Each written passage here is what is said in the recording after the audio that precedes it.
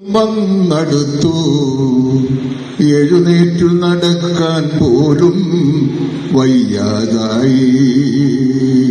60 വയസ്സായി, വാർദ്ധക്യം വന്നടുത്തു എഴുന്നേറ്റു നടക്കാൻ പോലും വയ്യാതായി. പണികൾ പലതും ചെയ്ത് മക്കളെ പോറ്റി വളർത്തി സ്വത്തുക്കളെല്ലാം അവർക്കെഴുതി നൽകി. പണികൾ പലതും ചെയ്ത് മക്കളെ പോറ്റി വളർത്തി സ്വത്തുക്കളെല്ലാം അവർക്കെഴുതി നൽകി. മക്കളെല്ലാം നാട് വിട്ടു വൻപിച്ച നിലയിലായി.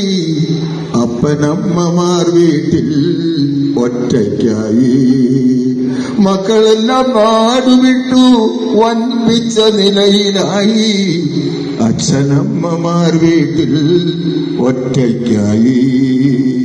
60 വയസ്സായി, വാർദ്ധക്യം വന്നടുത്തു എഴുന്നേറ്റു നടക്കാൻ പോലും വയ്യാതായി. വാർദ്ധക്യം വന്നെടുത്താൽ മക്കൾക്കും മരുമക്കൾക്കും വൃദ്ധരെ കാണുമ്പോൾ പുച്ഛമാണ്.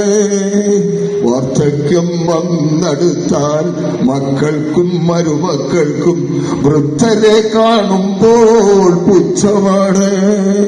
കിളവരെന്നും കിളവിയെന്നും നാമനിർദ്ദേശം ചെയ്യും. പിന്നത്തെ വീടിയൊക്കെ അപ്രകാരം. കിളവനെന്നും കിളവിയെന്നും നാമനിർദ്ദേശം ചെയ്യും.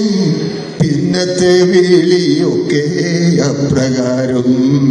60 വയസ്സായി, വാർദ്ധക്യം വന്നടുത്തു എഴുന്നേറ്റു നടക്കാൻ പോലും വയ്യാതായി. മുക്കാലിൽ നടക്കുന്ന വൃദ്ധനെ കാണുമ്പോൾ അച്ഛാന്ന് വിളിക്കാൻ പോലും നാണം തോന്നുന്നു. മുക്കാലിൽ നടക്കുന്ന വൃദ്ധനെ കാണുമ്പോൾ അച്ഛാന്ന് വിളിക്കാൻ പോലും നാണം തോന്നുന്നു. എന്തു പറഞ്ഞാലും ഏതു പറഞ്ഞാലും കോപത്തോടാണ് അവരുടെ പ്രതികരണം. എന്തു പറഞ്ഞാലും ഏതു പറഞ്ഞാലും കോപത്തോടാണ് അവരുടെ പ്രതികരണം.